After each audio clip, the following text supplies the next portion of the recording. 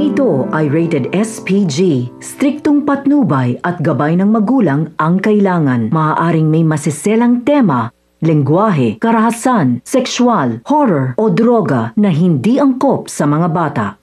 Nalaw naman ni Mokang si Tanggol sa presinto. Laking tuwa naman ni Tanggol nang makita niya si Mokang. Kinamusta naman ni Mokang ang mga sugat ni Tanggol. Kaya naman sinabi ni Tanggol na ayos lang siya at wag umano siyang alalahanin nito.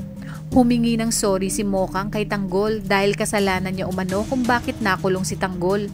Saad naman ni Tanggol na lahat ay gagawin niya para sa dalaga.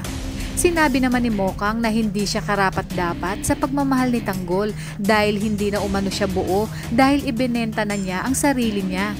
Sinabi naman ni Tanggol na tatanggapin niya ito kahit ano pa ang nangyari.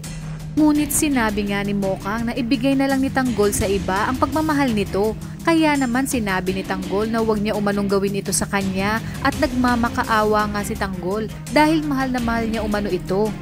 Ngunit buo na ang desisyon ni Mokang nakalimutan si Tanggol. Sinabi nga niya kay Tanggol na nagpunta lang umano siya para magpaalam dito. Kaya naman labis-labis ang sakit na nararamdaman ni Tanggol sa mga oras na yon at para siyang pinagtakluban ng langit at lupa.